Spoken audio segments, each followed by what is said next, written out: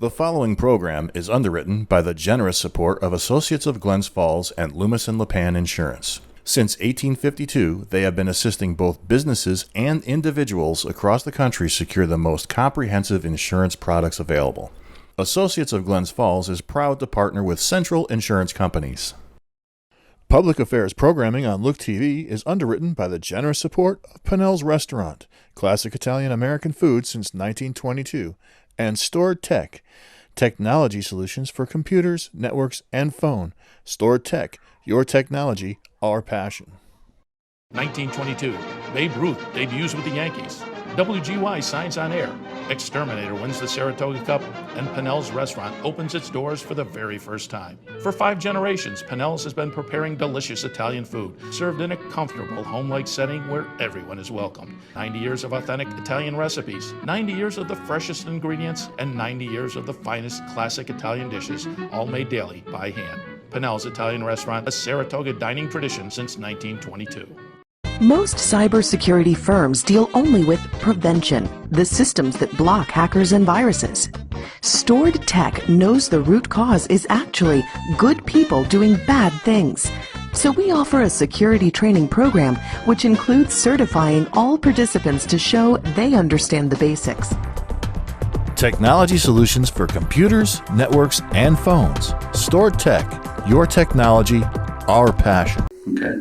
Good evening. Tonight is a regular town board meeting. It is September 27, 2021. The time is 7 o'clock. If you wouldn't mind, please stand and join me for the Pledge of Allegiance. I pledge allegiance to the flag of the United States of America and to the republic for which it stands, one nation, under God, indivisible, with liberty and justice for all.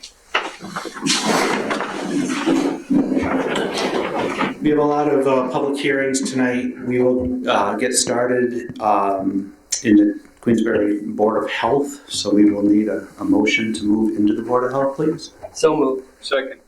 All in favor? Aye. Any opposed? Okay, Sharon first. Sure. There's a public hearing, sewage disposal variance application of Frank Sinatra. And as you come to the table, just please identify yourself for the record. Yep. Good evening, Nick Zeglin with Environmental Design Partnership. I'm sorry, I didn't get your first name. Nick Zeglin. All right, Nick, we have an application here for a wastewater treatment system with the following variances. We have the absorption bed to be 1 foot from the property line in lieu of the required 10-foot setback. Number 2 is an absorption bed to be 3 feet from the property line in lieu of the required 10-foot setback. The third is a forced main to be 3 feet from the property line in lieu of the required 10-foot setback. Number 4 is an absorption bed to be 12 feet from the property foundation in lieu of the required 20-foot setback. And finally, number 5 is septic tank to be 6 feet from the building foundation in lieu of the required 10-foot setback. How'd I do? Good. Okay. Want to tell us a little bit more about what you need to do?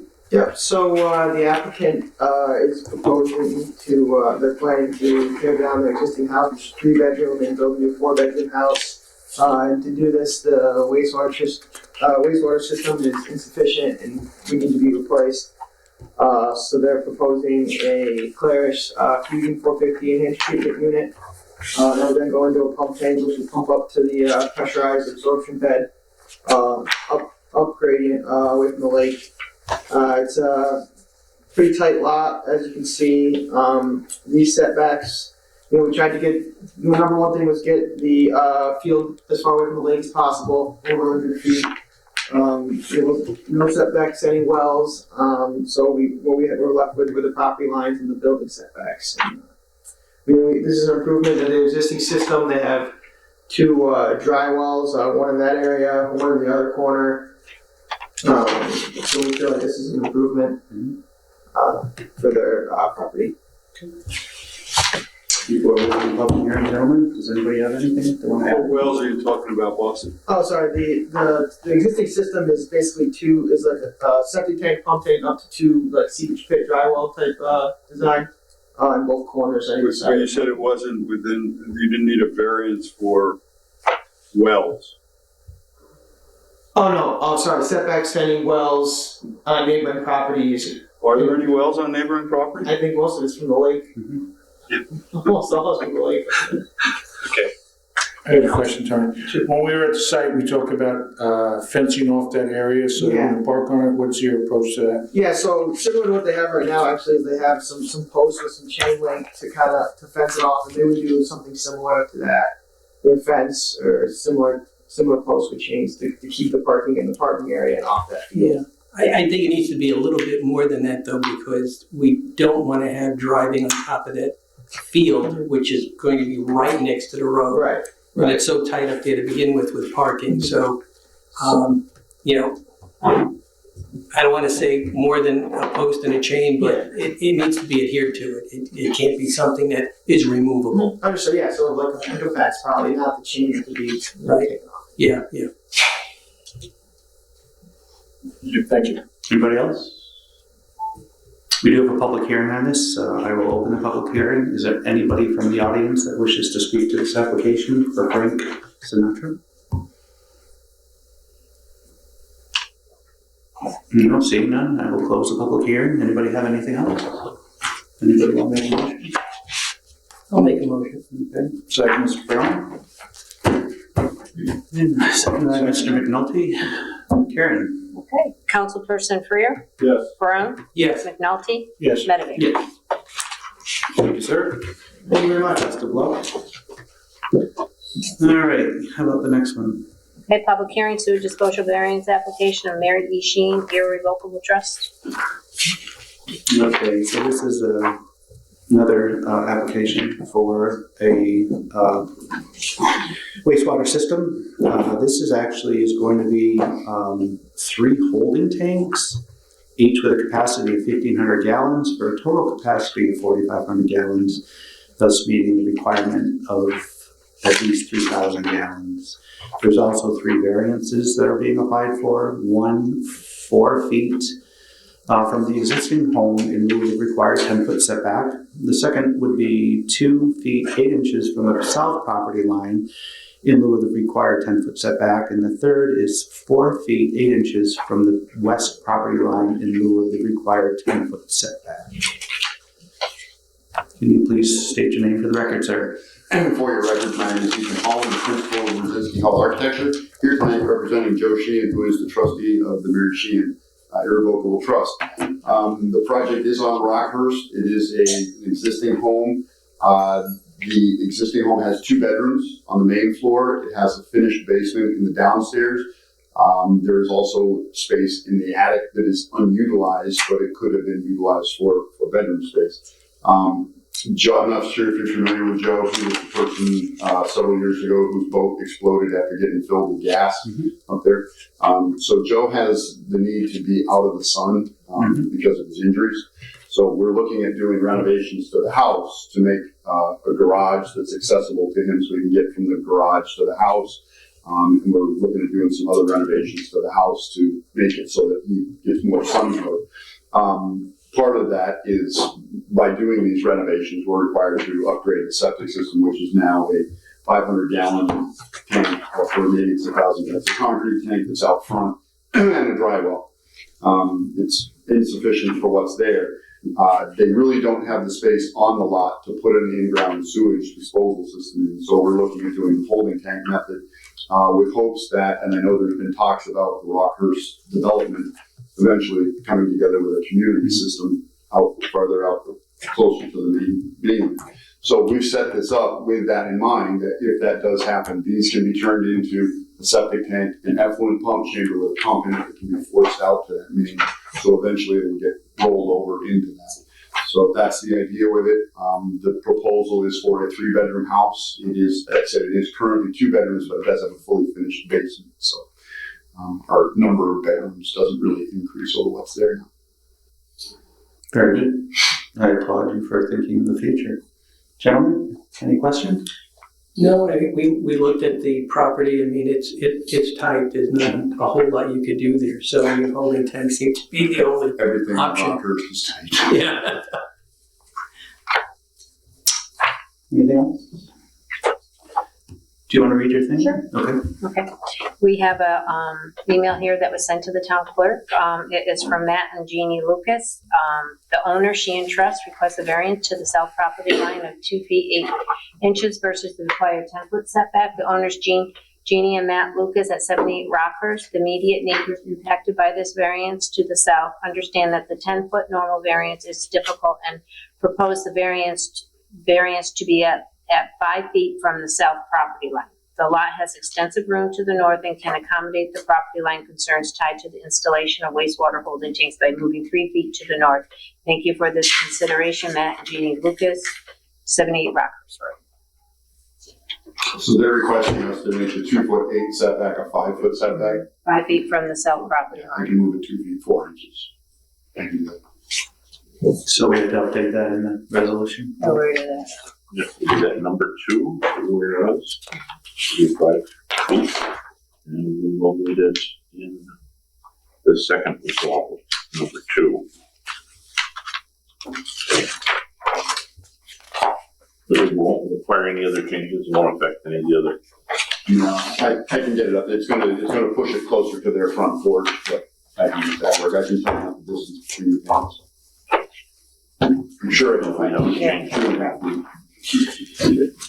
So, With this table. To 5 feet.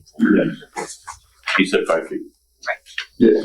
I failed to open the public hearing. Can't believe I did that because we were joking about it, but is it all right that she still read that in? Yeah. Yeah. And open, make sure formally open it now. Okay, so I will open the public hearing. I apologize for that. And the letter was read into the record. Okay. I'll note that in minutes. Okay. I've read the letter. So there is a public hearing tonight. Is there anyone that wishes to speak to the application for the Sheens?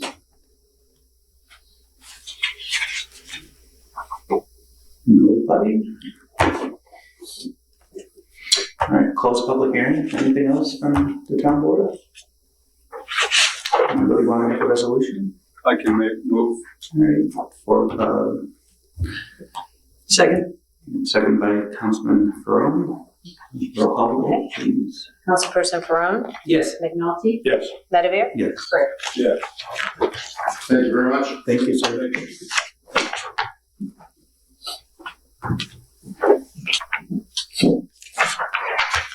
All right, how about the next one? Okay, public hearing, sewage disposal variance, application of John Hampshire.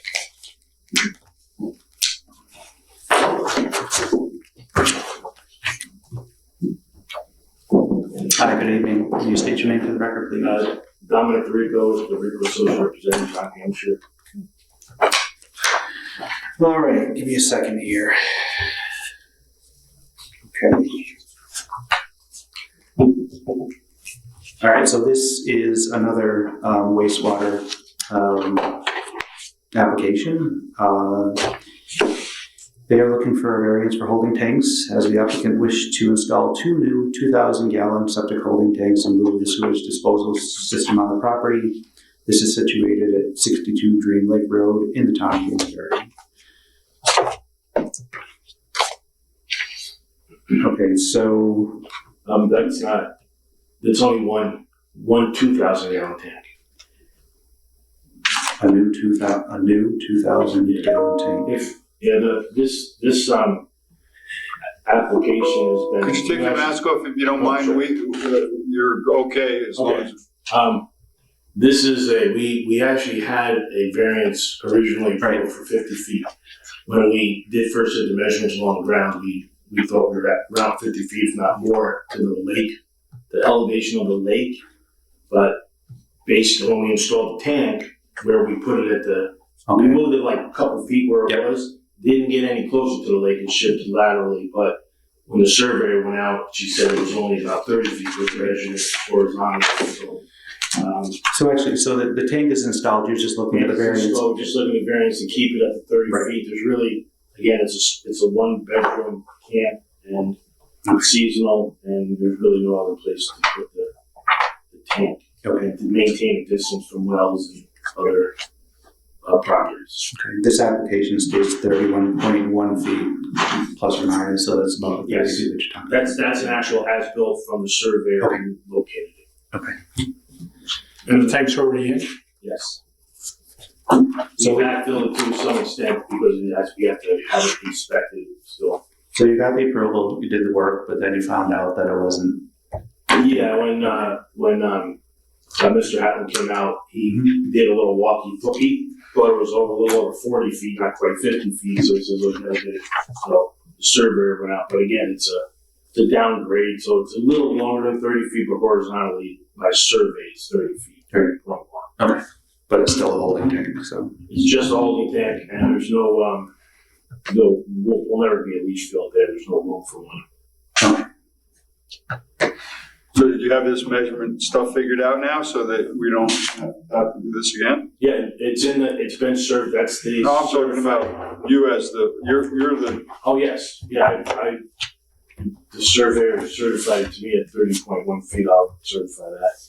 I'm talking about the next time you put in a holding tank, have you figured out that you need to measure horizontally down at Queensbury? Well, it was measured, but they didn't measure the edge of water. Who's And that? That's my survey. question. We had it surveyed originally. It's a dimension line because it just showed the edge of water. It wasn't a survey. They didn't survey the edge of water. They just put it on the map. So it was kind of just something that was missed on the map from the surveyor. When we measured it in the field, we thought we were close to 50 feet. We thought we could make the 50 feet, but. Well, that's why I'm asking. You're telling me that you thought you could make 50 feet and you missed it by 40%. What are you going to do to make sure that we're not here again next year doing this same thing? Well, I'll make sure I check next time. Make sure I'm 50 feet. Okay, I'll remember. Okay. Gentlemen, anything else before I open the public hearing? All right, I'll open up the public hearing. Is there anyone from the audience that wishes to speak to this application for John Hampshire? No, seeing none, I will close the public hearing. Anybody wish to make a motion? Motion to approve. Second. Can we have some discussion? Of course. Absolutely. I just want to reinforce the fact that we need to have people do it right the first time. You know, the as-built shouldn't influence our choices here in that, you know, if somebody came in and said that, because we just made a decision to have a holding tank moved per a public comment, but, you know, you need to be careful about, because it's already there, and he made a mistake, that it's okay. We should be looking at this as, it's 50 feet, you know, I don't get the warm sense that he's contrite about the fact that he missed it by 20 feet, which kind of is a lot, right? We had the same situation with a bad survey with the new auto place up on Route 9 where, you know, they had to come in a third time, and it was, frankly, the design deficiency. And we just have to be, I think, careful about, because it's already in, that it's okay that we give them the 20-foot variance. Because we didn't have any discussion about could you move it, right? And we just had the discussion about could we move it, and we did to take a public input. The fact that it's already in makes it more difficult, but I think we need to be cautious about, you know, accepting bad design, bad measurements from supposedly bonded people, and then, you know, have it happen again. I mean, we would move it if we could, but it can't. It has nothing to do with it being installed.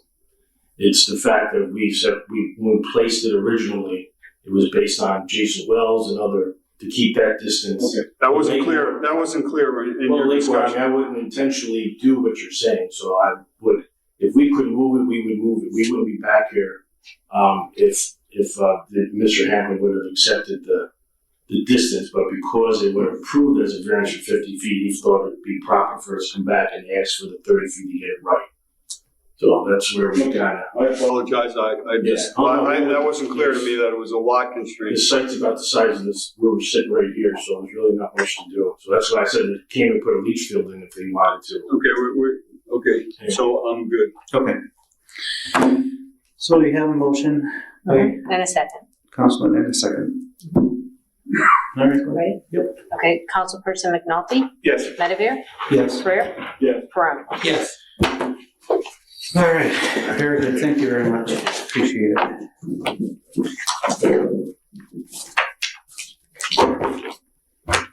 All right, well, that's it for the Board of Health, so is there a motion to move out of the Board of Health? So moved.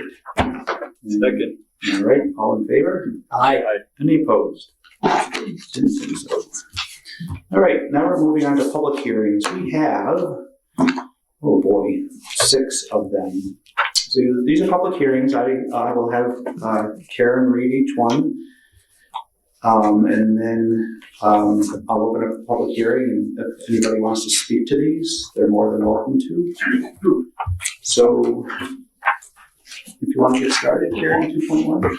Public hearing, 2022 Glen Lake Aquatic Plant Growth Control District Benefit Tax Roll. So we've been doing this for quite a few years now. This is a program that the great folks of Glen Lake put together. It is an aquatic plant growth control district, and what it does is basically it's a tax that is paid by the folks that live on Glen Lake, and then when they wish to have folks come in to mitigate the milfoil problem and other aquatic plants, they do that themselves. The town board doesn't typically oversee it. Well, we oversee it. We just don't make many recommendations or anything, because this is one of the better, well, I shouldn't say that, one of the better grassroots efforts I've ever seen with what they did. It's just amazing. So this year, the tax rate is actually going down $20 a unit. It was $140 last year, and this year it will be $120 per unit. So that's great. So I know Paul Derby's in the audience. Did you want to come up and speak at all, Paul, or anybody else? Okay, well, if you don't, we'll open the public hearing, and if anybody wants to speak to this application, please step up. Noted. No questions. Gentlemen, any questions? Didn't think Good so. stuff. It is great stuff. Oh, it really is. Thanks, Paul, for your efforts on this. All of you. And you're going to see this a few more times tonight, but again, I can't stress enough that these folks stepped up to the plate. Really did an amazing thing, and the lake looks great. It really does. I know it has some issues this year because of scheduling, but that's okay. We'll get there next year, I hope. But you'll still have money in the coffers for it. So, all right, I'll close the public hearing. Anybody wish to make a motion? I'll make a motion. And so it's moved by Councilman Freer. I'll second. Seconded by Councilman Ferrone. Roll call vote. Councilperson Medivir? Yes. Freer? Yes. Gorman? Yes. Yes. Thank you again, Paul, for everything. We appreciate it. 2-2. Public hearing, 2022 Lake Sunnyside Aquatic Plant Growth Control District Benefit Tax Roll. This is very similar. This is folks at Lake Sunnyside put this together. This was about the same time that we did the Glen Lake Aquatic Plant Growth Control District. This year, the taxes will remain the same over last year. It is $72.24 per unit. And I believe that has not gone up in a few years. So I will open the public hearing. Is there anybody that wishes to speak to this application this evening? Nobody? Gentlemen, anything? All right, I'll close the public hearing. Karen? Oh, would anybody like to make a motion? Yeah. Excuse me. A motion. Introduction in a second. Tim? I'm still learning. I'm getting All there. right, you're good. Motion by Councilman McNulty I can second. and seconded by Councilman Freer. Roll call vote. Okay, Councilperson Freer, Yes. Maroon, Yes. McNulty, Yes. and Medley. Yeah. All right, next 2-3, please. Okay, public hearing 2022 North Queensbury, Dunham's Bay Wastewater Disposal District Benefit Tax Roll. Again, another grassroots effort from our fine folks up in North Queensbury.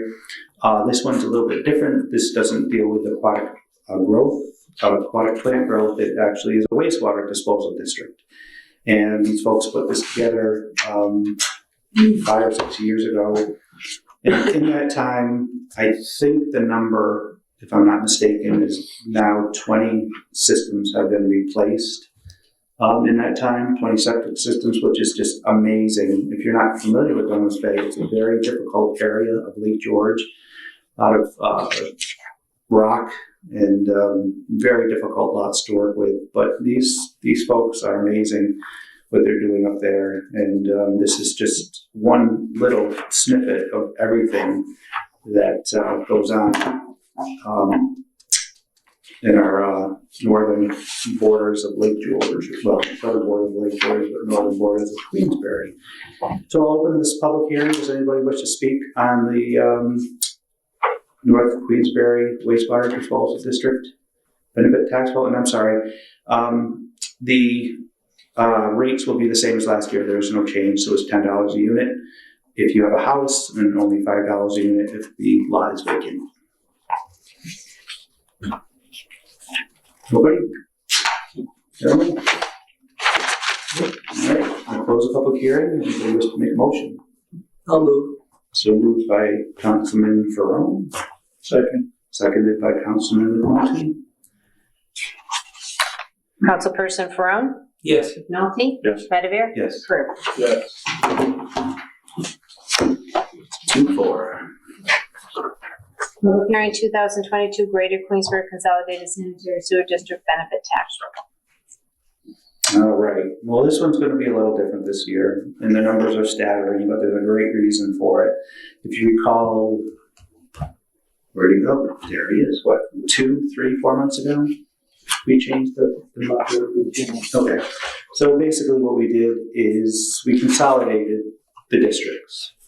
And therefore on paper and mathematically, and in some instances, you will see increases. I have a note here of up to about 400%, but that's not really the case. It's just that we consolidated everything, so the math makes it look. But there are going to be some folks that are impacted other than, or greater than others. But for the most part, it's about the same. I mean, You want to talk to it? well, I mean, we're comfortable, but do you want to come up a little bit? All right, come on up then.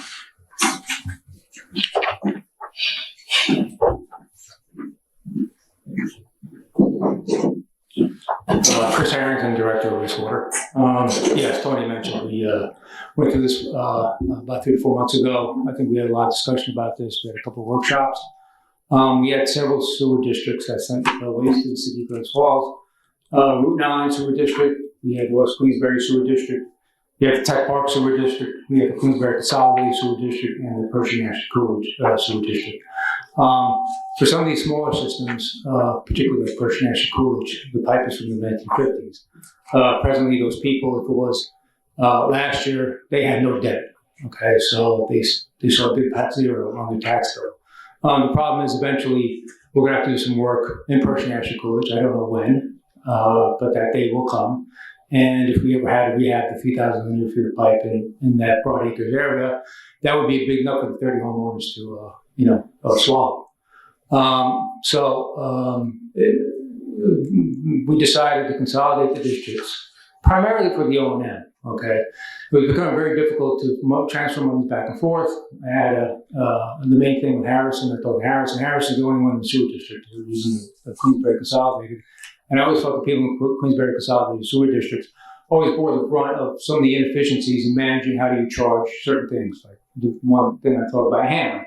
You get $12 a hammer from Ace, you're going to spend time to make sure that Tech Park pays its fair share, Queensbury consolidated, it becomes ridiculous. So Harrison always bought that hammer. Okay. The bigger thing was always the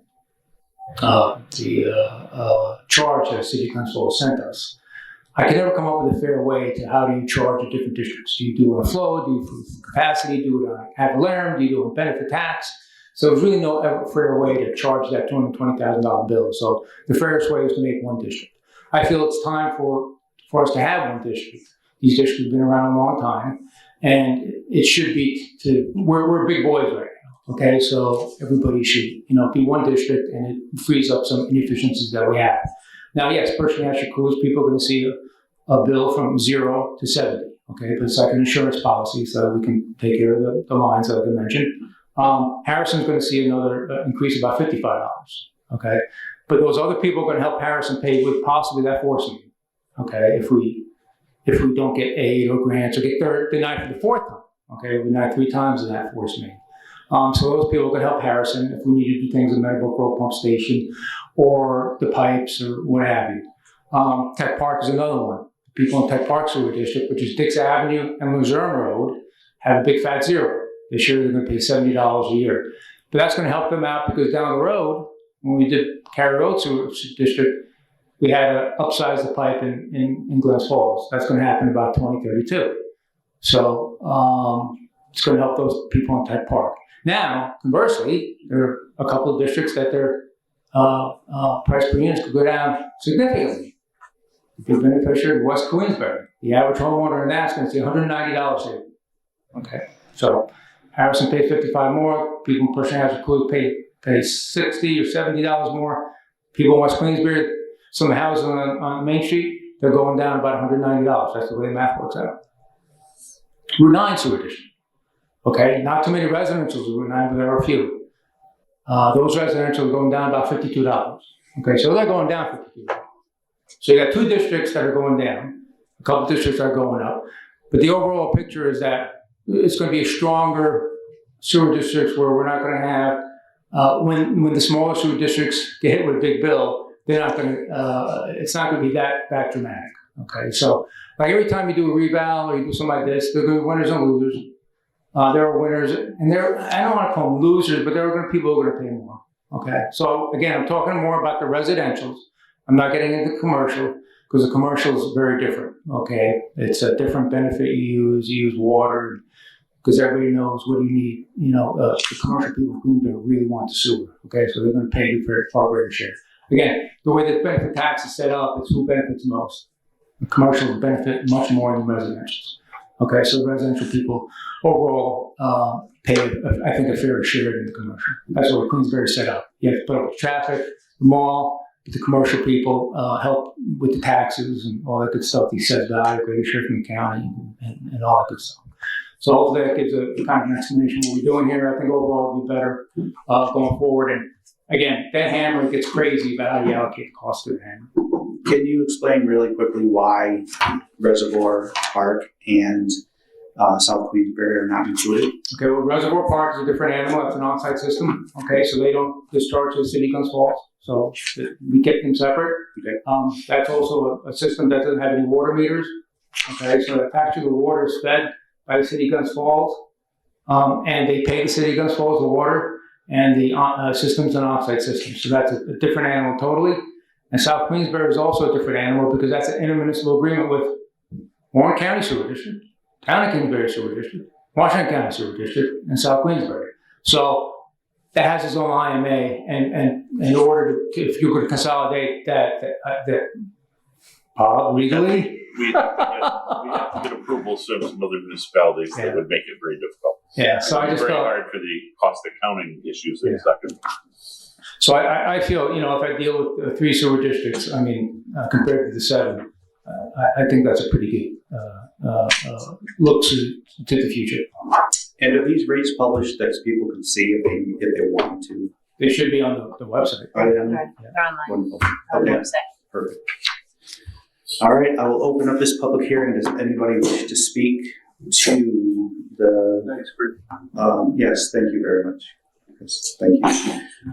Greater Queensbury Consolidated Sanitary Sewer District Benefit Tax Roll for 2022. As you enter or come up to the table, please state your name and you please remove your mask so we can hear you.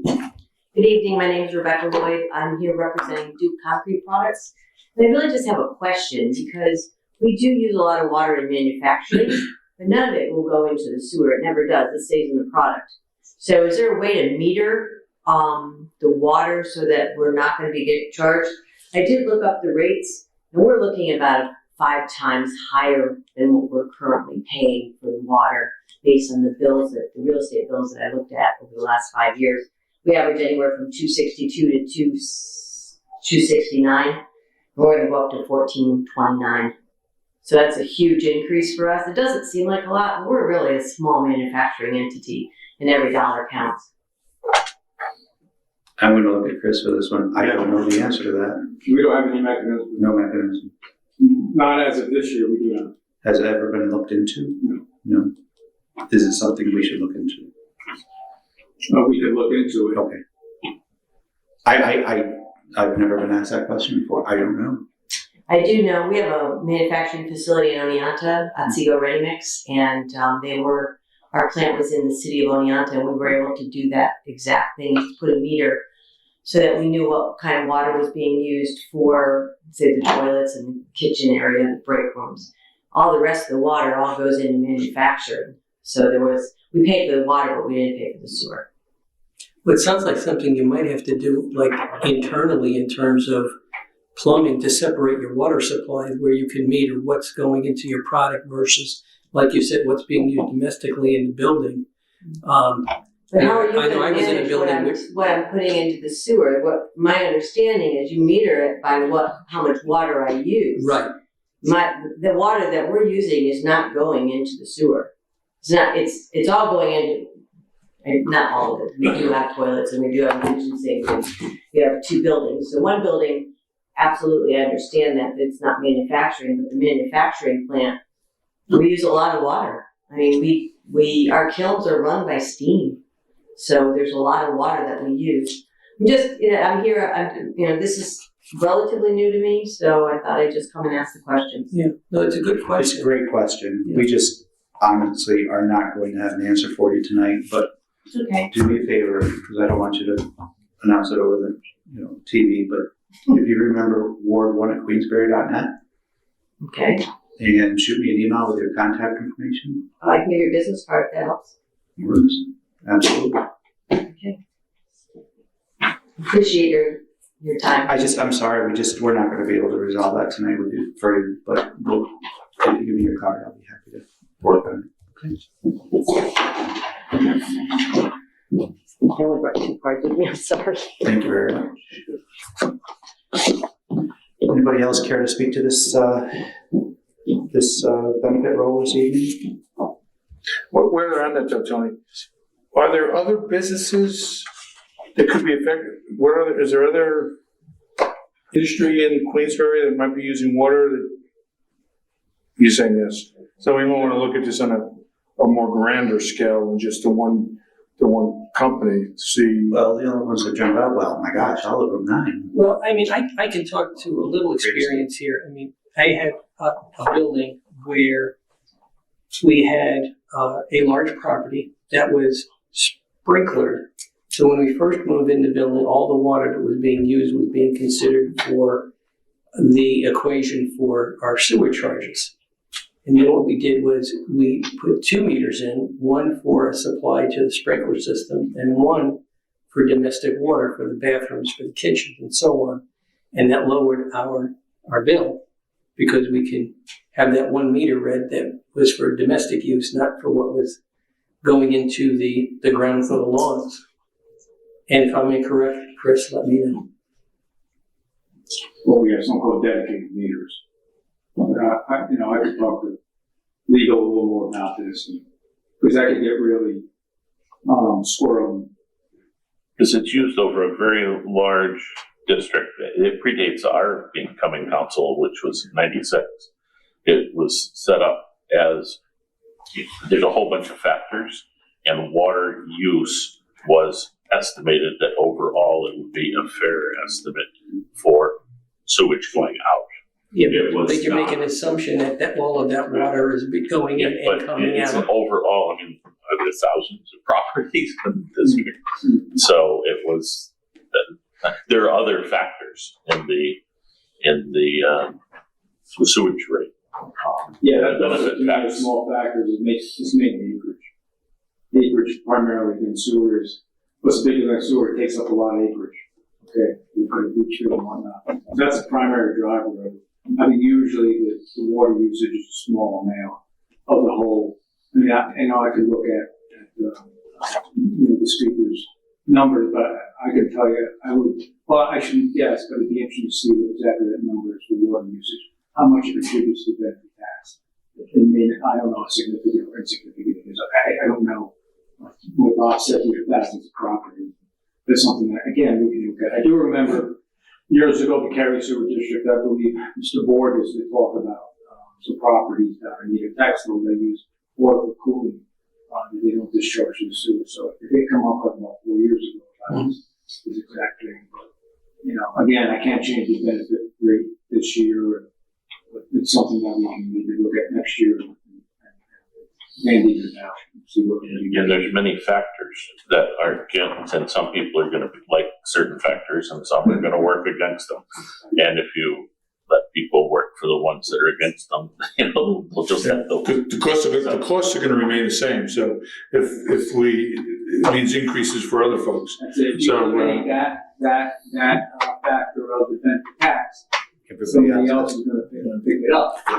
Yep. Again, I don't think it's terribly significant, but to go through each property and separate and have meters and this and that becomes a real logistical kind of headache too. So, but it's something we can look at.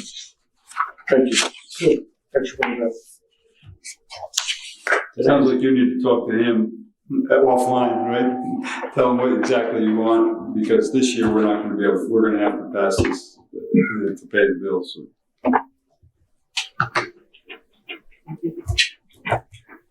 I can't remember, did I ask if anybody else wanted to speak to this? Nope. I'll close public hearing. Do we have a motion to approve? Since I'm the only sewer board on this table, I'll make the motion. All right, so moved by Councilman Freer. Seconded by Councilman Ferone. Karen, roll call. Councilperson McNulty? Yes. Medevere? Yes. Freer? Yes. Ferone? Yeah. Wonderful. We will be in touch. Okay. And I'm sorry I wasn't more prepared for that, but next time. 2.5, Karen? Public hearing 2022 Reservoir Park Sanitary Sewer District Benefit Tax Roll. So I did make mention this is separate, and Chris Harrington explained why. This benefit tax roll will be up 7.7% for 2022. There's a public hearing tonight. I will open the public hearing if anybody wishes to speak to this. Seeing none, I will close the public hearing. Any discussion from anybody? About a motion to approve? Motion. Moved by Councilman McNulty. I'll second. Seconded by Councilman Freer. Okay, Councilperson Medevere? Yes. Freer? Yes. Ferone? Yes. McNulty? Yes. And 2.6, please, Karen. Okay, public hearing 2022 South Queensbury Avenue Sanitary Sewer District Benefit Tax. This is the third in this series this evening. This is for South Queensbury, and the overall increase will be 1%. Would anybody care to speak? I will open the public hearing, excuse me. Would anybody care to speak to this? Seeing none, I will close the public hearing. Do we have a motion? So moved. Moved by Councilman Ferone. Second. Seconded by Councilman Freer. Karen? Okay, Councilperson Medevere? Yes. Freer? Yes. Ferone? Yes. McNulty? Yes. Well, that's it for the public hearings. So we'll move on to the privilege of the floor for the next resolutions. Tonight we have 8. So we're going to read the resolutions out loud, and then we'll give you an opportunity to come up and speak just to the 8 resolutions that we are going to look at this evening. So we'll start with resolution 4.1, please. Resolution authorizing technical services change order number 1 regarding professional engineering services of CT Mail Associates related to WaterCAD model updates for townwide water distribution system. So we've been using CTML for quite a while for this project. However, this past year, with the situation going on in the Jenkinsville area, we have asked for their services for some work to look at the Jenkinsville area, in addition to everything else that they do for us for this for the water. So the increase is going to be $5,800, which does include Jenkinsville, for a total change order to be $22,600 for 2022. I have to read my notes here. This actually just talks about the addition of Jenkinsville to the scope of this project. So again, $22,600 would be the price tag. 4.2. Resolution authorizing engagement of EHS risk management for safety consulting services. All right. It's not complicated, but this is we're engaging EHS risk to kind of handle some of our workers' comp situations. It wasn't too many years ago where the workers' comp premium for the town of Queensbury was pretty astronomical, because we were in a Reg 82, which basically means that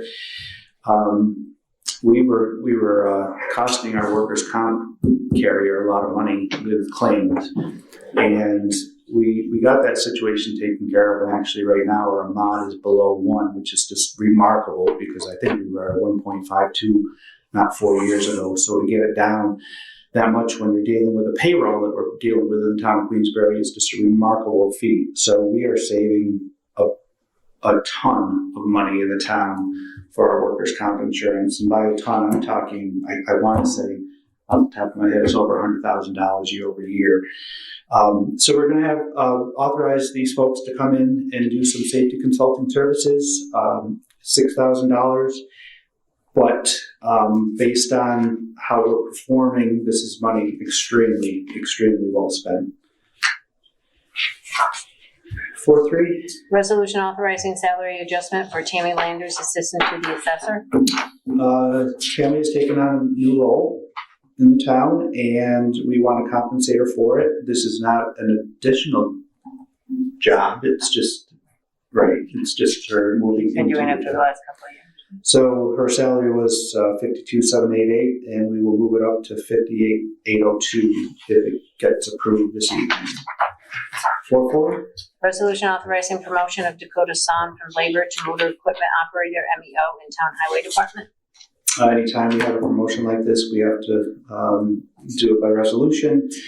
So Mr. San is currently a laborer, and we'll move him into an MEO position. He has to meet the he has met the qualifications, and he has the required job experience for the position. 4.5, please. Resolution to amend 2021 town budget. So we do this often. We do have to move money around, sometimes where it's not needed, to areas where it is. Nothing jumps out here except for maybe some fund balance money to move over to software, $8,000, but beyond that, nothing to worry about here. 4.6. Resolution authorizing advertisement of bids for purchase of 2 static Grizzly sand sifters for Town Highway Department. Well, it speaks for itself. We are going out to bid to purchase 2 static Grizzly sand sifters. So if anybody is in the Grizzly sand sifter business and wants to bid, please do so. 4.7. Resolution authorizing advertisement of bids for sale of obsolete equipment. And we're just getting rid of, it looks like a 1988 Ford and a 1991 GMC that are no longer used by the town. If you want to purchase these items, you can go to gutdeals.com. 4.8. Resolution approving audit of bills warrant of September 28th, 2021. All right, so this is a run date of September 23rd, and a payment date of September 28th, totaling $200,350.47. That has to be the lowest number I've seen in 10 years. My goodness, I'm like, that can't be right. But hey, we're not spending your money this month. That's good. Okay, I'll invite anybody up who wishes to speak on any of the 8 resolutions that are in front of us this evening. Does anybody care to come up? Nobody. Okay. Anybody care to make first of all, do we want any resolutions pulled for a roll call vote? I'd just like to clarify, I think the 4.2 risk thing is based on some upcoming retirements that John got a little bit nervous about, and so he's trying to be proactive, and I think it's a good thing. This could go either way, but and you are correct. You're absolutely correct that we are looking towards the future. But when it comes to your workers' comp insurance, you really need to be really careful because it's out of your control. And frankly, how it works is anybody in any one department, and it doesn't matter where you are, gets injured and has to collect their disability or workers' comp for their injury. Well, disability is different, of course, but their workers' comp. Then we get stuck with a higher mod, and then your premiums go up. So it really is, it's not only just having to pay that money, not that we would pay it, but we have to pay the premium to afford to pay the money. So you really want those mods to stay low. So anytime, I don't care where you are, if we can have safety programs in place that are adhered to and have somebody checking up to make sure they're being adhered to, we're much better off. So this is really money very well spent as far as I'm concerned.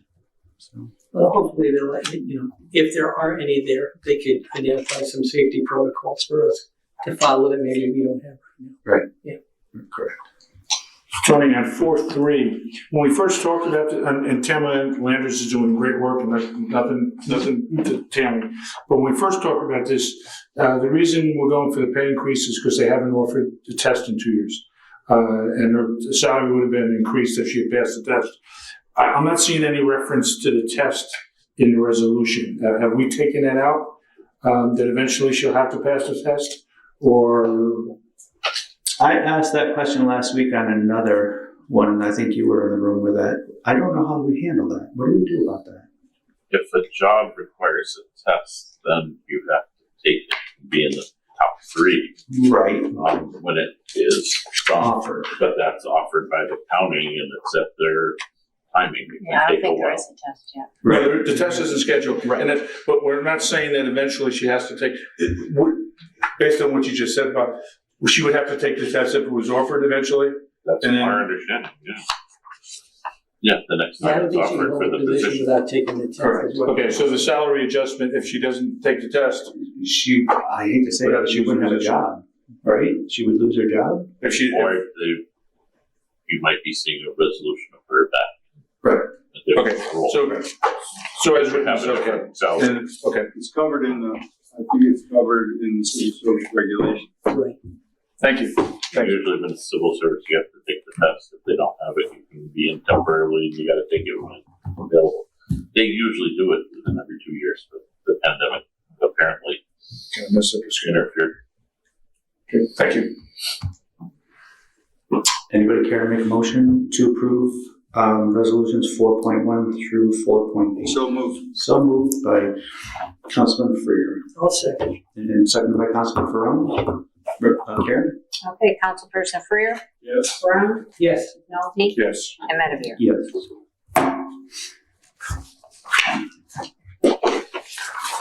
All right, we got through that.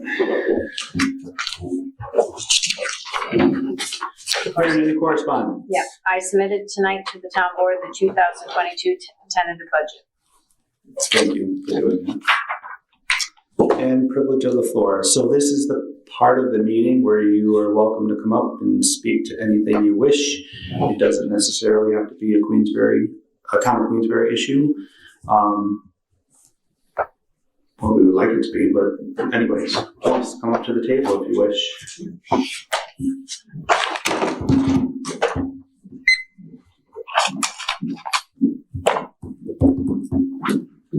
And please just state your name for the record. Good evening. We're the Jackies, Michael and Diana from the Jenkinsville area, 34 Rainbow Trail. And thank you for your conversation with Michael yesterday, Tony. But we are looking for a few updates if we could tonight. Possibly you'll have answers. If not, hopefully we can get them at some point.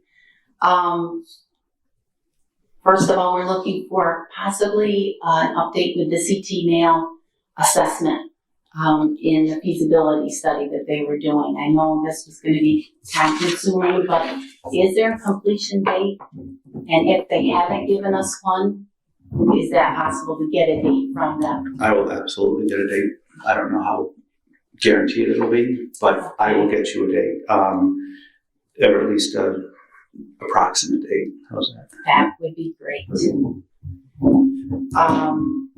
Funds. This is going to come down to, I'm sure, where are the funds going to come from to get us water?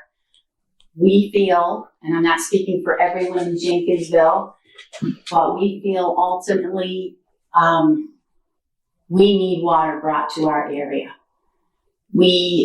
I've lived there for 55 years. I have consumed this water for 55 years. I get emotional about that. This is emotional for me. This is my home. This is my health, my family's health.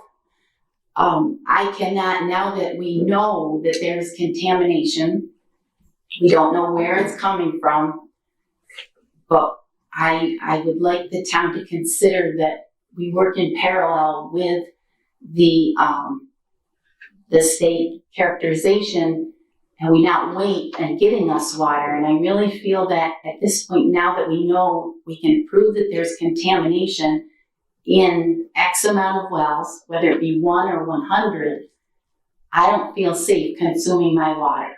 I don't feel safe washing my vegetables with the water until we have answers. But in the meantime, I don't think I ever will feel safe there, and this is my home.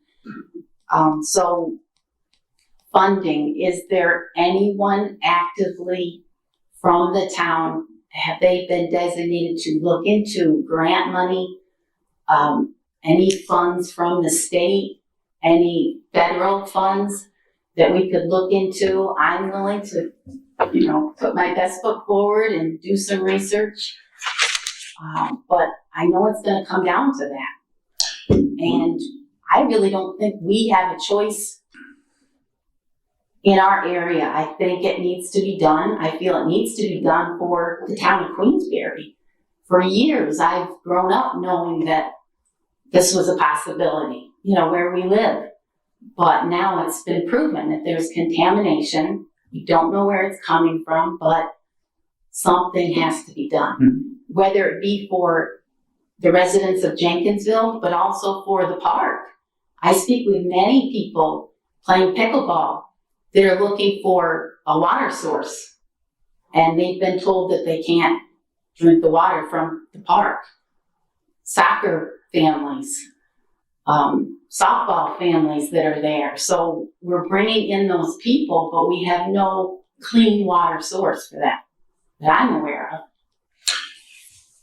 So funding, I guess my question to you is, can we move forward in trying to find, do you know if there has been any attempt to find out if there are funds available for this so that we could have the water brought to our area from the town, from Haviland Road? I don't know. I can tell you we have a conference call every Friday about Jenkinsville, strictly Jenkinsville, and it's not everybody. It's just myself, Supervisor Stroud, Mr. Harrington, and then some folks that seek me out, and Mark B, and some other people that are involved, and it's just so many moving parts, and we have so many of us looking into funding, into grants, and to everything. that we're trying to do. As I told Mike yesterday, I'm 14 years now doing this. I've never been so involved in something as we are in Jenkinsville, getting you everything that you need, including clear water. How we're going to do it, we don't know yet. Obviously, we have to figure out, what's the best way to do it. Chris, we talk to Chris all the time. Is it something that we're going to bring it up from Haviland? Are we going to look at other water sources, possibly something across the road? We don't know yet. But this is every week. This is. So do you feel, from your knowledge, anyone that there are funds there that can be found that would assist with this? I know New York State now, their whole thing is clean water. Right.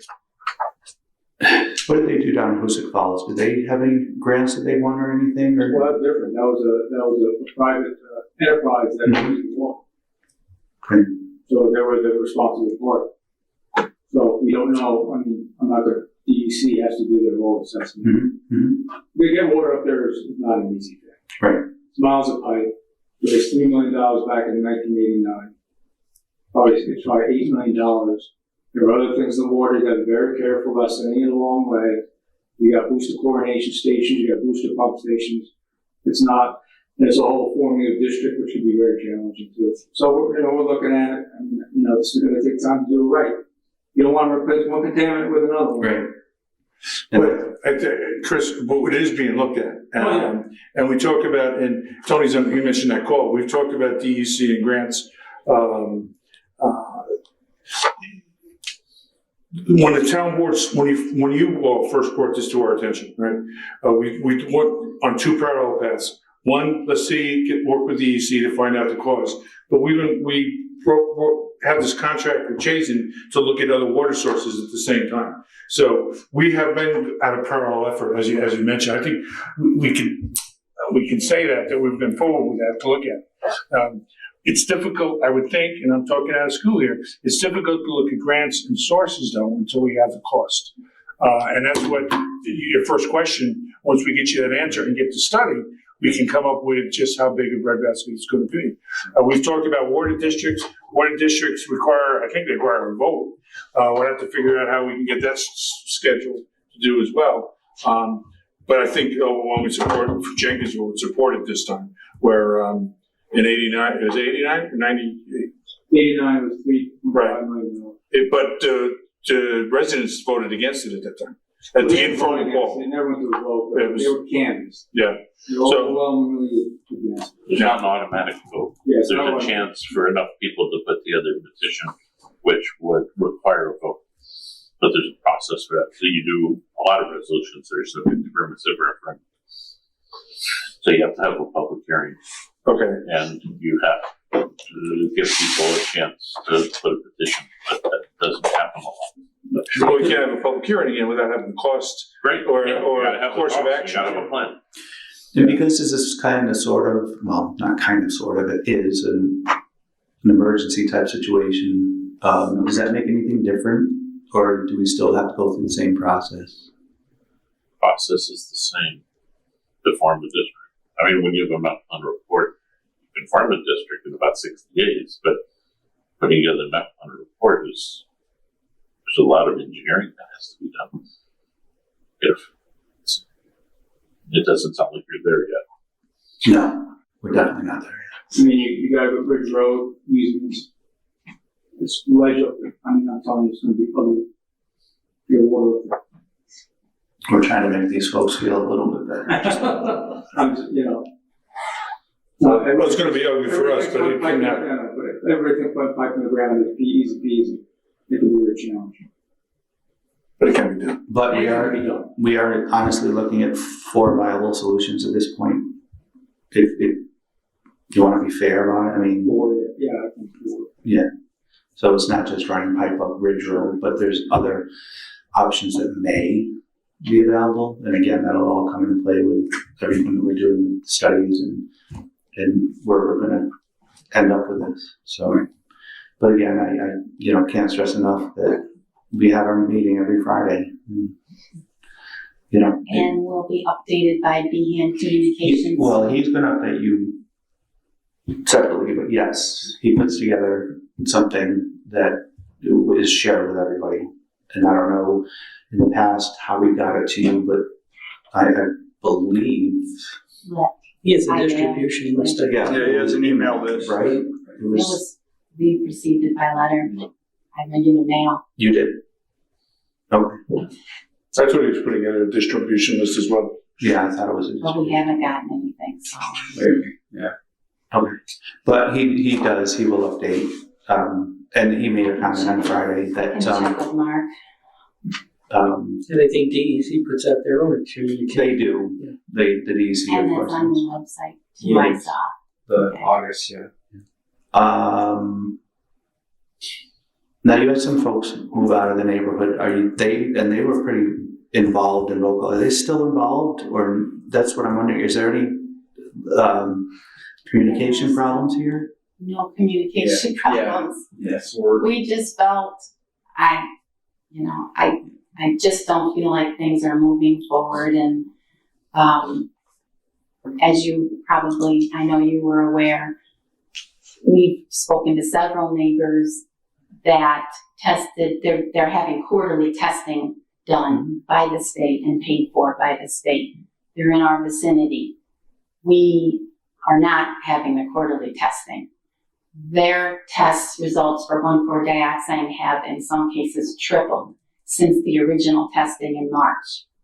Each time they have jumped. We don't feel safe.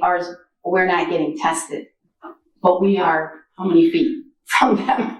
Within a couple hundred yards. Or a couple hundred, It's really close. it's our next door neighbor in one case, okay? So, how can we feel safe that ours was at that time when we received our results in March of 2021, that we were just below the acceptable drinking level, standard drinking level. Theirs have tripled and we're not being retested. Can I feel safe that my water has not changed? And in discussions with the state, they said further testing is not warranted on ours because there will be seasonal fluctuations, and I quote that, of their well water with this 1-dioxane. So how can that, in my opinion, not warrant that ours would not change with seasonal fluctuations? It's water. There will be fluctuations. That only makes sense. I'm not an expert, but so our dilemma is we're not being tested quarterly. Where does this all stop? You could test and test and test, and are we ever going to feel safe? Who determines what is tested and when? Okay, in August, it was okay. In November, it's not. Who can tell us that at this point? I don't even know if the DEC characterization can tell us that, and they're experts. They haven't been able to. So I guess that just brings us back to the same goal, is we just need clean water, right? Because otherwise we could be tested, but how can they determine who needs to be tested again? I mean, they're trying, and I appreciate that, but if some levels have tripled so close to us and yet we're not tested again, it doesn't make sense to me. Yeah, it just would seem reasonable. Just that, from a layman's term, that ours could have gone. I appreciate you sharing the emails and the letters, and the last response you got from the state, I didn't see a response in what you said, but it was said it was going to be discussed, and I don't know what conversations you two had yesterday, but are we working to get a better answer from the state through this committee to look at not just the trackways, but other people who were on the line before, almost 9 months ago? I'm not part of the conversation. Are those discussions happening? I think it's fair to say no. I struggle with the information that we receive from the state with this whole. Could I ask you if you've reached out? I'm sorry. Have you reached out to your state representatives, Mr. Steck and Mr. Simpson? They have. So that's we're, And they referred us to you, the board. Well, that's not good. oh, that's nice. Yeah. They did not want to discuss it with us. Really? Well, DEC is a state agency, not a town of Queensbury agency, last time I checked my math. No, but I think at that Friday meeting, we gotta, Tony and I, or Mark, whoever brings it up, but we need to be aggressive on this. And I don't know if you are, again, because I'm not part of the code, but I think we need to bring this matter up, not just for the tractor, but for the other guys in the neighborhood. Because no, there's no communication. We just, our family, we need to voice this. We need to. Have you received anything from B&Q Communications, though? What's that? Have you received anything from B&Q Communications? Have you received anything? No. Then something's wrong because it's being sent out. So why are you not getting it? Okay, I'll check with. But that's up for you to answer. No, I'm wondering why you're not getting anything, because I get it and I know it goes out, and I know that on Friday he was going to put something together to share with everybody. So you of all people need to be, it's not just the folks that are affected, it's all of you. So if you're not getting something, we need to know that. And I apologize. That's not good. That's not right. That's not I good. can check with them myself. I guess on the topic, I know, as I mentioned to you, Tony, that having the state or DEC drive the corporation, they've kind of invented the wheel and been down that road before. But your group really is kind of our voice to them to really ask them or appeal to them on these testing that more needs to be done. It needs to be more frequent for the ones that actually did not test above those safe water drinking levels, because just based on the seasonal fluctuations, it's really not acceptable to say that. And it was very disappointing to hear from DOH to have them say that to us, that it was unwarranted, because that same thing that they stated in that conversation of seasonal fluctuations totally kind of denounce their previous claim that's unwarranted. It doesn't seem reasonable that they should be doing that. But That's it. Well, I'll check with Mark. I'm trying to do it right now. I will reach out to the state representatives again. Now, when you say Mark, is that Mark on Mark, here? Oh, sorry. no. I'll check. I'll check with Mark. Oh, okay. I mean, Right. unless you want to, but I'll that's cool. I don't mind. Yeah, it doesn't matter. it does bother me that you're not getting, because I know things are going on. Maybe it's just us. But are you getting anything for that the Department of Health is sending you? Department of Health, yes. And it's on the website. It's on the Queensbury website. I'm looking at you, Karen, but it's on the website. Okay. I'll find out tomorrow from Mark what's going on with that. I don't know. That's very strange.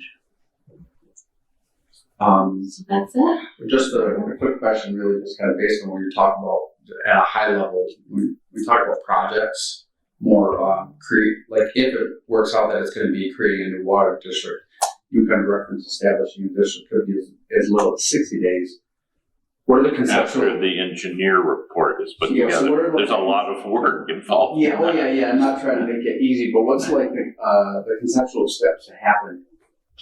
I think that's beyond the scope of this meeting. Sorry, folks. You had 4 minutes to tell us what you did, and we really don't want to get into conceptual engineering here. Okay. That's fine. Sorry. Okay. That's fine. That's okay. But I can absolutely guarantee it's more than 60 days. Okay. Okay. Right. Okay, thank you. All right.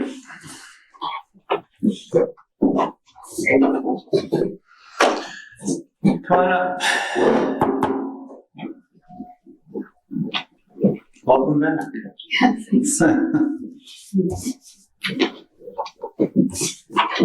Well, that was sobering to hear, and I'm here to talk about climate crisis. Can you tell us who you are, Lisa? Yes, Thank you. Lisa Adamson, sorry, Town of Queensbury. First of all, I want to thank you for the privilege of the floor, and I want to acknowledge how much you guys have on your plate and how much you are doing in the areas of climate adaptation, mitigation, climate adjacent products, climate adjacent actions. And congratulations to the town of Queensbury for achieving the bronze status with the Climate Smart committee that we have, and Harrison has the announcement there. And a shout out to Harrison and John, especially for being on that committee and helping move it across the finish line for the bronze status, and to Kathy Bizzoni for the tireless paperwork and metrics that she accumulated, including the greenhouse gas emissions inventory that's the basis for a climate action plan. And also, I want you to know that I'm very aware of the other focuses that you have, possible engagement with the STRETCH program, and many things that you have completed in the area of climate mitigation. So thank you for that. I want to raise that I feel very strongly that on all levels of society, we should be having climate action plans in place. Personally, on a county level, on the state level, we have the opportunity to do it in New York State, on a federal level, and we've got the reconciliation bill going back and forth as we speak today, and on an international level with the Glasgow Summit coming up in November, the COP26 meeting, that's the Conference of Partners, that's going to be determining how privileged countries can help island nations feel and what financial contributions we're going to be making. But this is just to ask if the town board here could consider, as we move into the next steps with the climate smart community, could please consider creating a climate action plan that has a time frame to it, and the time frame would be how we decarbonize, how fast, what the town can do to contribute to that.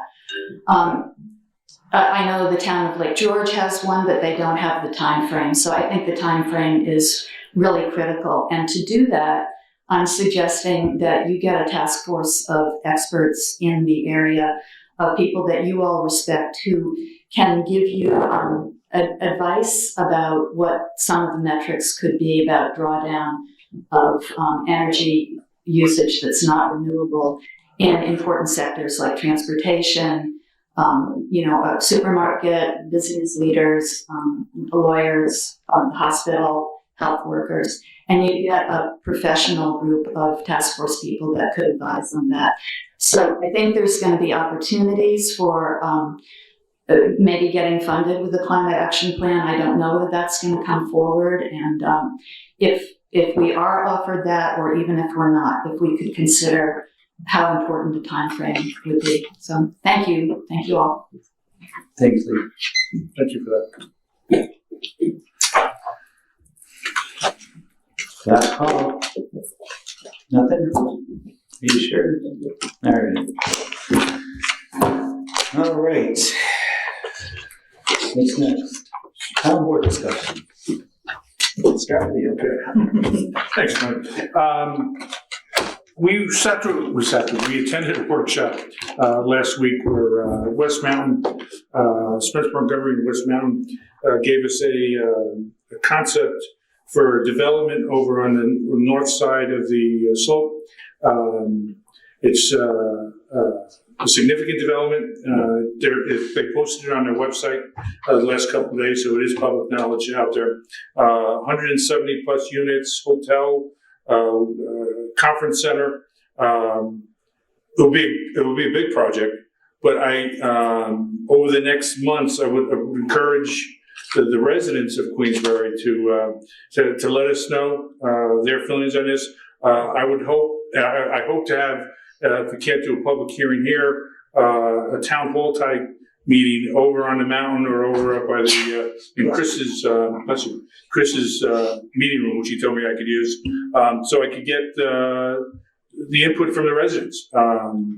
It's ambitious, to say the least, but I'm concerned about the traffic, and I'm concerned about the change the whole west side of the town in terms of just what that kind of project would mean. Be great if it could be done, but we got to make sure we understand the risk and the cost of doing something like that. So I encourage you to reach out to me on the web, or my phone number is on the site as well. But there will be more meetings on this, and I look forward to getting the input from the residents as we go forward. Thank you very much. Well, one of the things I wanted to talk about tonight is, we've seen a lot in the news over the last couple of days, last week or so, about hospitals, healthcare, staffing, some of it to do with COVID and vaccinations. But I also wanted to point out that I'm sitting here looking at our town budget, proposed budget, but our budget for this year, and just let the community know that, in your tax bills, you pay for two things, fire and emergency services. And you pay about 75 cents per thousand of value in your home for fire, very important, but also for EMS services. And I think EMS is as essential as fire. I think we all have an expectation that when we dial 911 and we pick up the phone and ask for an ambulance, that it's going to be there. But you're only paying about 25 cents per thousand of value for EMS services. And EMS is having similar issues like hospitals are in regards to staffing, having people for both basic life support, paramedics for advanced life support.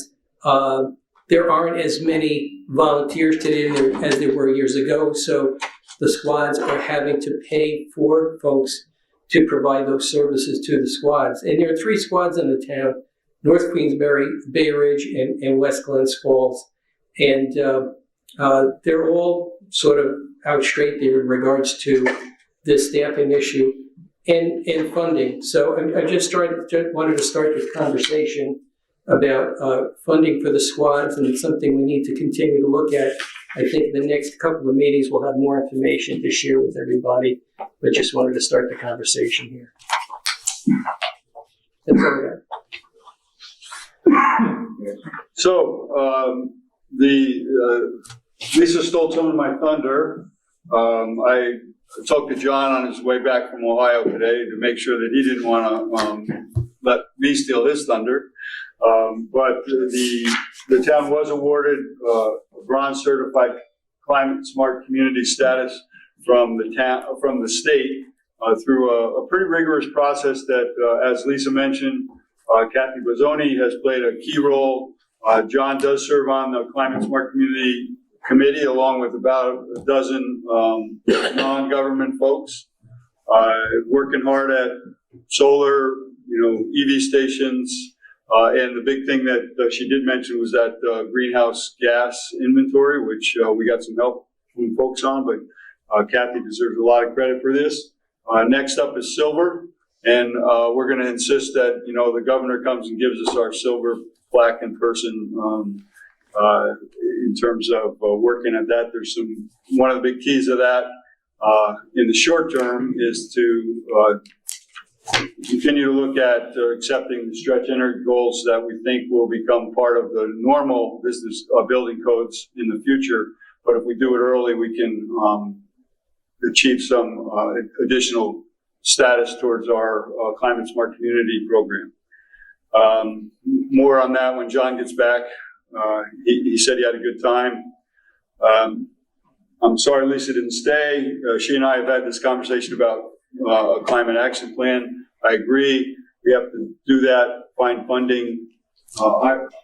I've told her, and I'll tell everybody who asked me, that I think resiliency and sustainability needs to be built into our update of our long-range comprehensive plan in terms of putting it into our comprehensive land use plan update. And that's just 6 of one, half dozen of the other. We had an SDR meeting, short-term rental meeting on Wednesday. I haven't gotten the minutes out yet, but they're in my typewriter. Good meeting. Dan Davies came and provided a wealth of knowledge about what's going on in his side of short-term rentals, but it's everywhere. Happy to hear that the county is going to hire a firm to try to keep track of that so that they can get their occupancy tax and hopefully flow much of that to us. So good stuff in that regard. And then my last thing is it's getting dark early. It was 7:30. It was dark already.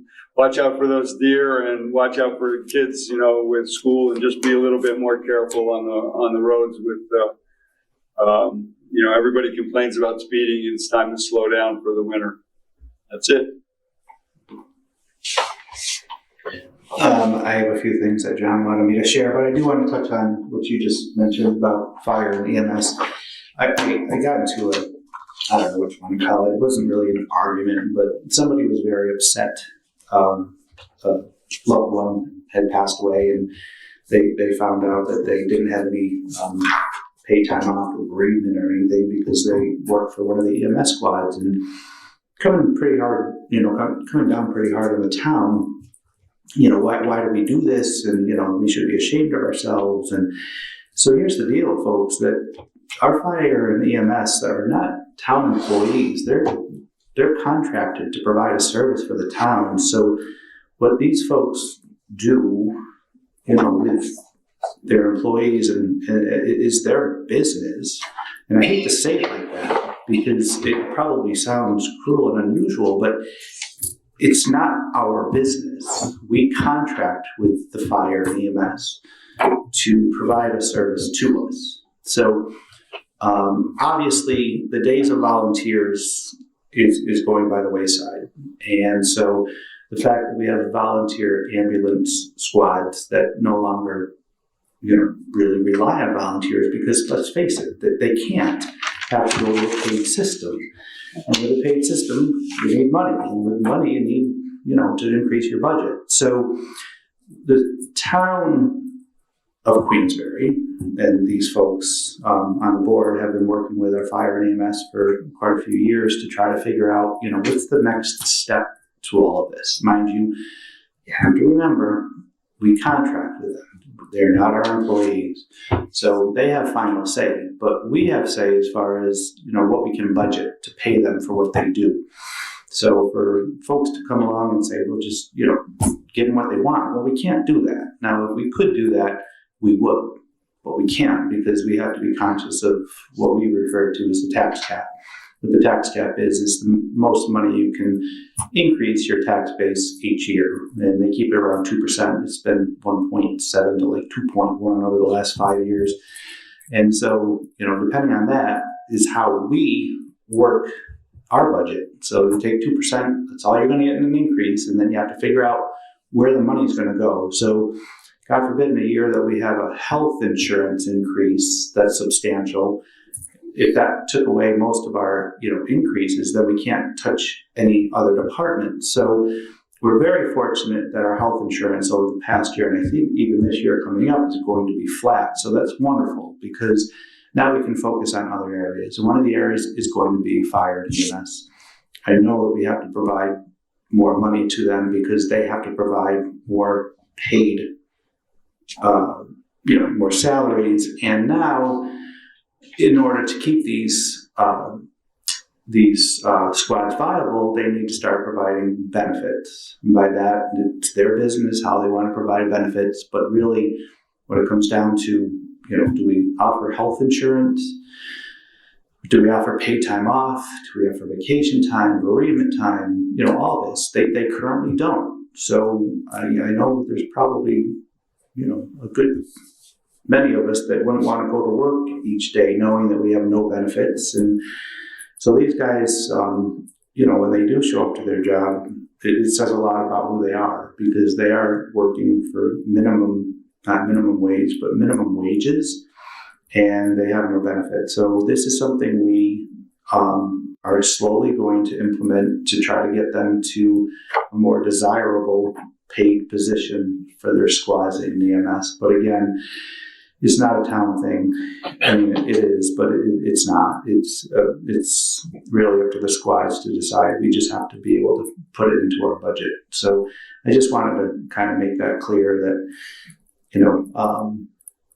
Yeah. it's nothing that we did. Yeah, no. Excellent points, Tony.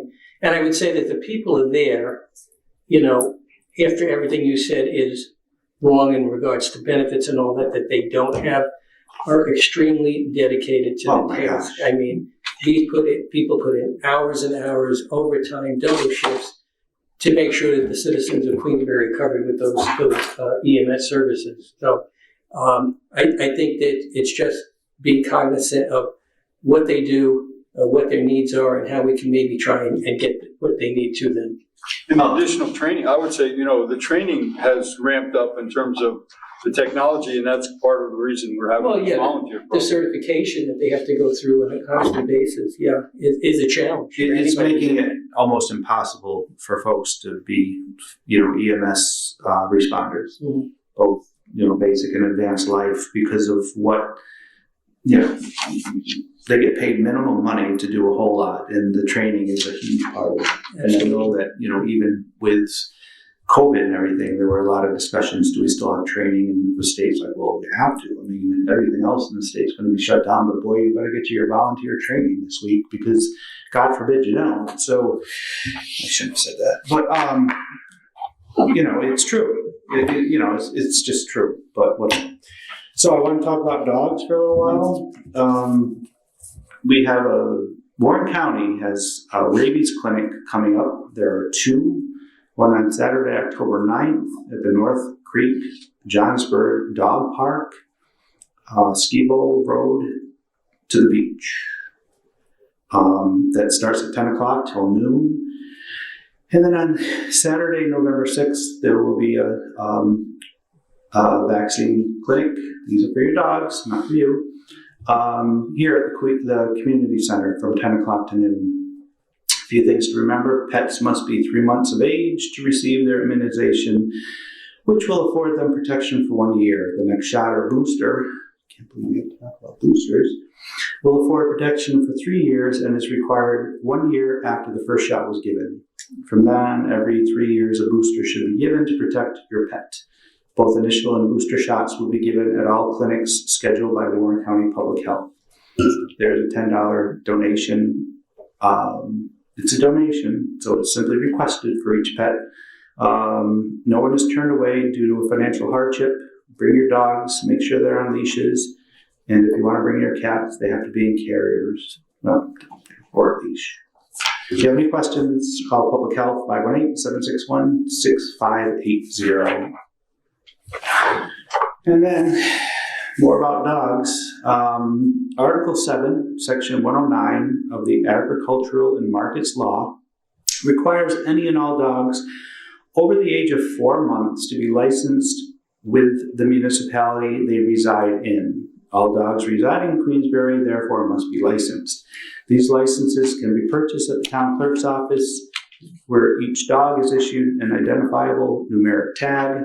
The residents must provide a current rabies certificate when applying for the license. You can get those here. If the dog cannot be given rabies shot for health reasons, a certified statement from the licensed veterinarian stating such is required. Dog licenses are valid for 1 year. The license renewals are mailed directly to the dog owner 1 month prior to the year's expiration. You cannot renew your dog license online as long as the rabies vaccination is current in the town's database. Kindly call the Queensbury Town Clerk's office if you have any questions, concerns, or need to update your dog's records. Please be aware delinquent dog licenses are subject to a $100 fine as required by Queensbury Town Code. Just don't do it tomorrow, right? Because if you've been to Town Hall today, you will know there was a lot of cars here today. I don't know why that was. Why is that, Karen? Tax time. So you have to just remember that through the end of this month, it's tax season. And so these poor folks, I know they were in for it today, because when I swung by to pick something up, I couldn't find a place to park.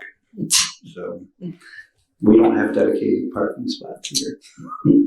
That's it for me. Anything else for the good of the order? As John was saying, anybody, anything? Kudos to you. Yeah, thanks, Tony. This was Thanks for fun. leading the meeting this evening. You did a great job. Thank you very much. I sweat these things out. You have no idea. Probably had the largest audience we've had. I know. What if they come back for more? Thank you, Joe. To our Karen, town clerk. Bob, thank you, ladies and gentlemen. Thank you all very much. I will adjourn the meeting. We need an introduction. Motion to close. Motion to close. So moved. Second? Second. All right. All in favor? Aye. Thank you. The following program is underwritten by the generous support of Associates of Glens Falls and Loomis and Lipan Insurance. Since 1852, they have been assisting both businesses and individuals across the country secure the most comprehensive insurance products available. Associates of Glens Falls is proud to partner with Central Insurance Companies. Public affairs programming on Look TV is underwritten by the generous support of Pinnell's Restaurant, classic Italian-American food since 1922, and Stored Tech, technology solutions for computers, networks, and phone. Stored Tech, your technology, our passion. 1922, Babe Ruth debuts with the Yankees. WGY signs on air. Exterminator wins the Saratoga Cup, and Pinnell's Restaurant opens its doors for the very first time. For 5 generations, Pinnell's has been preparing delicious Italian food, served in a comfortable, home-like setting where everyone is welcome. 90 years of authentic Italian recipes, 90 years of the freshest ingredients, and 90 years of the finest classic Italian dishes, all made daily by hand. Pinnell's Italian Restaurant, a Saratoga dining tradition since 1922. Most cybersecurity firms deal only with prevention, the systems that block hackers and viruses. Stored Tech knows the root cause is actually good people doing bad things. So we offer a security training program which includes certifying all participants to show they understand the basics. Technology solutions for computers, networks, and phones. Stored Tech, your technology, our passion.